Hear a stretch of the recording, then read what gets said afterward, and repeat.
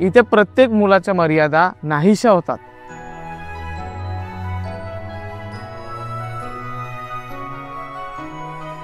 आज बाल दिनाच्या निमित्त आपण महामनी सोशल तर्फे एका खास पोरांना भेटायला जाणार आहोत. Happy children's day.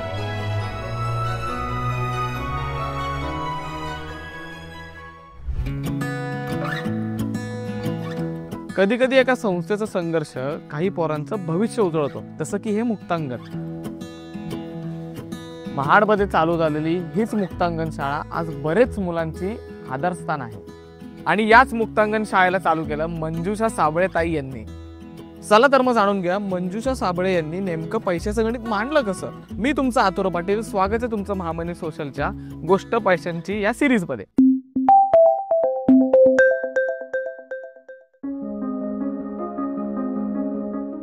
Madam, Mahamoney social मध्ये तुमचं स्वागत आहे. मला तुमचा थोडक्यात परिचय द्या. मंजुषा संजय साबळे. मी माझं सगळं शिक्षण वगैरे सगळं महाडमध्ये महाडमध्येच केलं. हो.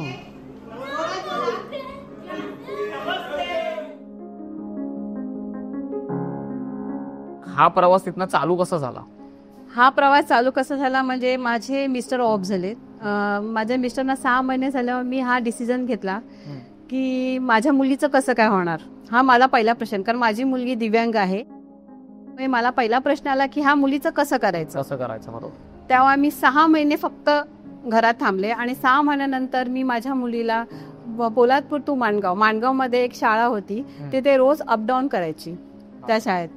आणि मग तिथनं तिच्यामध्ये बरीच प्रगती झाली. म्हणजे ती मिक्स व्हायला लागली, काय काय गोष्टी बोलण्याचा प्रयत्न केला म्हणजे ती मिक्स झाली. आणि मग मला ते आवडलं तिथे. तरी मग मी मेहनत घेऊन मी महाड पोलादपूर येत होते. आणि नंतर त्या शाळेमध्ये एका शिक्षकांनी राजीनामा दिला आणि तिथे बरेच अशी मुलं होती महाडची पण आलेली. मग मी डिसिजन घेतलं की महाडमध्ये आपली शाळा नाही, मग मी शाळा करू शकते का चालू. म्हणून मी बरेचसे लोकांना भेटले वगैरे, तर मला कोणाचा असं रिस्पॉन्स आधी काहीच आलं नाही. पण जेव्हा त्या शिक्षकांनी राजीनामा दिला मी डिसिजन घेतलं की आपण महाडमध्ये चालू करू.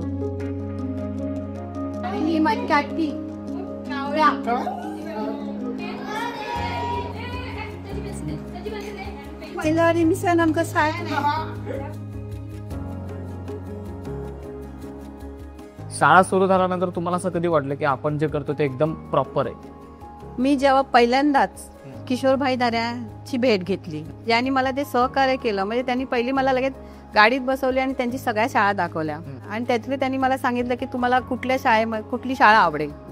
मग मी नव्या नगर मध्ये गुरुकुलची शाळा आहे, तिथे माझे वर्ग आहेत. अच्छा. तिथे मी सुरुवात केली. आता हे किशोरभाई दऱ्यांच्या अंतर्गतच शाळा चालू आहे.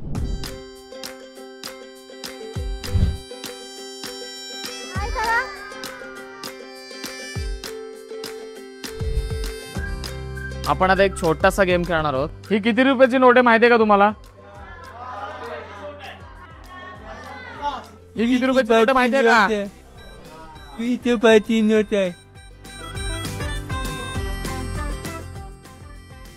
किती रुपयाची नोट आहे माहितीये तुला? 100 रुपयाची नोट आहे. बरोबर आहे? नक्की करेक्ट आहेस. ही किती रुपयाची नोट आहे? 200 रुपये. ही किती रुपयाची? 500. बरोबर उत्तर देतेस रे तू. किती रुपयाची नोट आहे? 100 रुपये. बरोबर. मला सांग तुझं नाव काय? प्राचीना. ही किती रुपयाची नोट आहे? 100. बरोबर. 100 रुपये बरोबर आहे उत्तर. ही किती रुपयाची नोट आहे? 200. बरोबर. 200. 500. बरोबर ना? टाळ्या वाजव याच्यासाठी सगळ्यांनी. मला सांग, तुला जर मी 100 रुपये दिले तर तू काय करशील?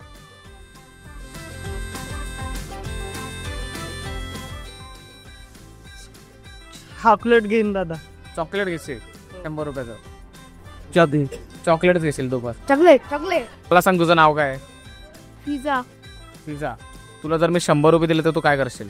चॉकलेट. पेन, चॅनल नावे असतील तर काय करशील? मानन, पैसा, मम्मीची. कपडे घेशील. बाळा तुझं नाव काय? अनिल मुनी गोंदे. तुला जर मी 100 रुपये दिले तर तू काय करशील?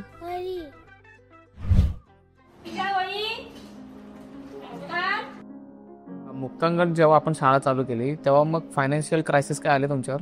ते जेव्हा मी दाभागड डॉक्टरांची इथं शाळा टाकली तेव्हा मला बरेच फायनान्स प्रॉब्लेम झालेले. म्हणजे मुलांचं काय काय गोष्टी जे लागणाऱ्या गोष्टी होत्या, खेळणी वगैरे, मग ते मला त्यांच्या जे ट्रस्ट करणं मागणं मला जरा थोडं हेच होतं, म्हणजे एकदम मागणं. आणि मी नवीन होते, पण आता मी हिरवळ एज्युकेशन ट्रस्ट अंतर्गत मी ही जी मुक्तांगण शाळा केली तेव्हा आता मला सोनाली मॅडम आणि किशोरभाई धाऱ्या हे पेमेंट, जे शिक्षकांना पेमेंट वगैरे जे काय लागणाऱ्या वस्तू, हे सगळं मला देतात. लिमिटेड रिसोर्सेस, फायनान्शियल प्रॉब्लेम, हे सगळं पोरांसोबत तुम्ही हँडल करताना फायनान्शियल प्रॉब्लेम कसं हँडल करता? जी मुलं आहेत, जी पोलादपूर, राजेवाडी, इसाने कांबळे, बिरवाडची आहेत, महाडची आहेत, ते खूप गरीब मुलं आहेत. बरोबर. म्हणजे त्यांना गाडीसाठी पैसे नाही जमत. मग ते पोलादपूर साईडला 3,000 रुपये आहेत तर ते 2,500 रुपये देतात. आणि परत गाडीवाल्यांना सुद्धा परवडत नाही मुलांना भेटायला वगैरे किंवा वाढदिवस असं, मग कोण 1,000 रुपये दे. म्हणजे मी कोणाला असं बळजबरी करत नाही की तुम्ही द्या. मी त्यांना एवढं सांगते की तुम्ही जे काय द्याल, स्वखुशीने जे काय द्याल ते स्वखुशीने मला थोडेसे द्या. मग मी तो जो पैसा लागणार आहे तो मी पैसा इकडे गाडीवाल्यांना देते. पण काही मुलं खूप गरीब आहेत. आता एक मुलगी आहे, तिला दिसता येत नाही, ती तिची आई भांडी वगैरे करते. म्हणजे अशी बरीच मुलं आहेत, 2-3 मुलं आहेत. मग ते कसं काय मॅनेज करायचंय, तर मग माझी मैत्रिणी वगैरे आहेत पोलादपूरमध्ये, दिशा ग्रुप वगैरे आमचा आहे, त्यांच्याकडे मी थोडी मदत मागते. कोण माझ्याशी ओळखीचे आहेत त्यांना मी सांगते की मला जास्त नको, 1,000 किंवा 2,000 रुपये द्या, मी हे मुलांसाठी हे करते. बरोबर. असं मग असं करून मी त्यांचा जो महिन्याचा जो काय आहे टार्गेट तो मी त्यांना हे करतो. तुम्ही हे करताय. पण इतर जे काही गोष्टी आहेत त्या मला हिरवळ मधनं आम्हाला ट्रस्ट वरनं आम्हाला हे पुरवलं जातं. टापो व्हेरी गुड, मस्त, छान केलं सर, छान केलंस.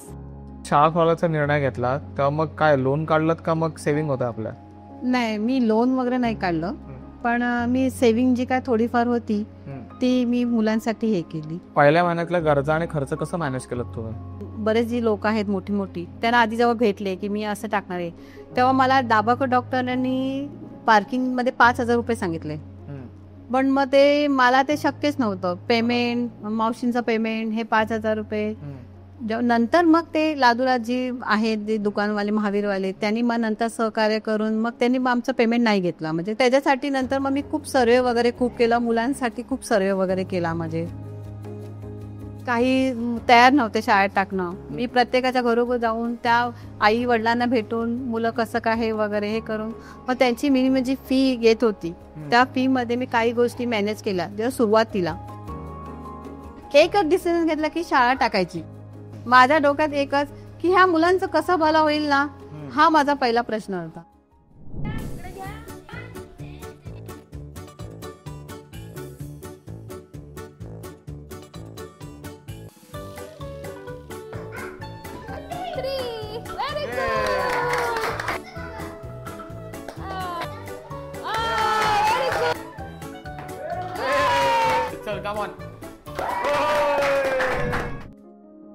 मग आता जी मुलं शिकतायत त्यांचं मग फीज वगैरे काय तुम्ही घेता त्यांच्याकडे? आता आमच्या आता म्हणजे 30-35 मुलं आहेत.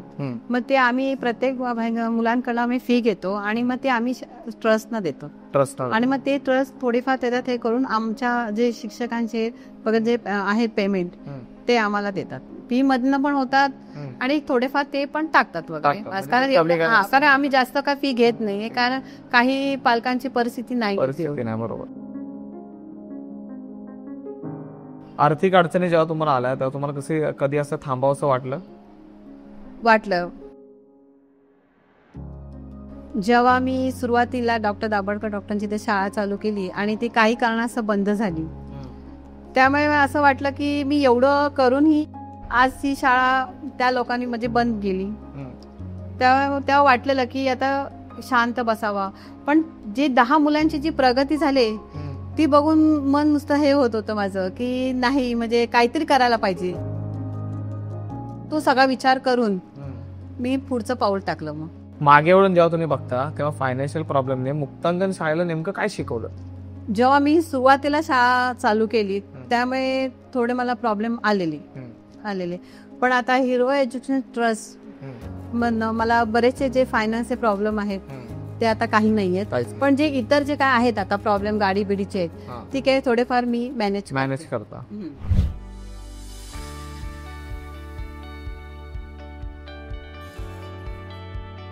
ठीक आहे.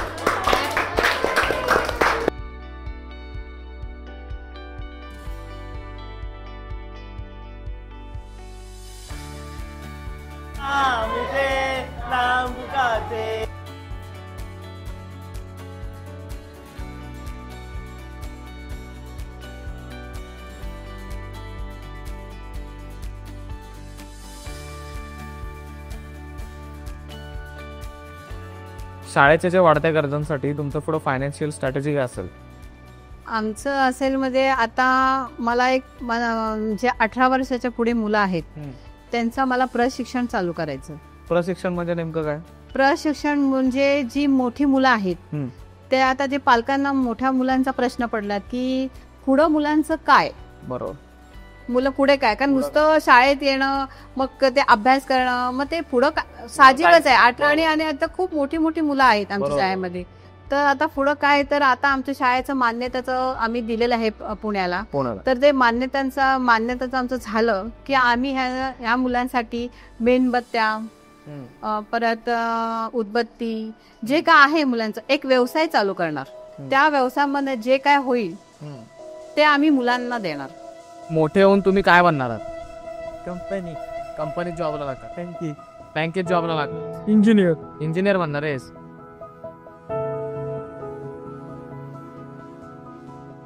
खूप मोठी मोठी मुलं आहेत आमच्या शाळेमध्ये. आहे, प्रयत्न चालू आहेत.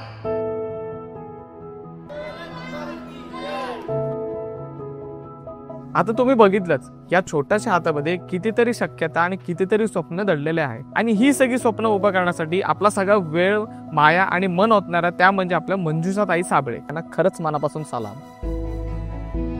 मुक्तांगण शाळेत फक्त पोरं शिकत नाहीत, तर ते थोडं जगायला, स्वतःवर विश्वास ठेवायला आणि हसायला शिकतात. हा होता मुक्तांगण शाळेचा सुंदर प्रवास. तुम्हाला व्हिडिओ कशी वाटली हे मला कमेंट बॉक्समध्ये नक्की सांगा. व्हिडिओ आवडला असेल तर व्हिडिओला लाईक, शेअर आणि कमेंट करा, आणि मामनी सोशलला सबस्क्राईब करा.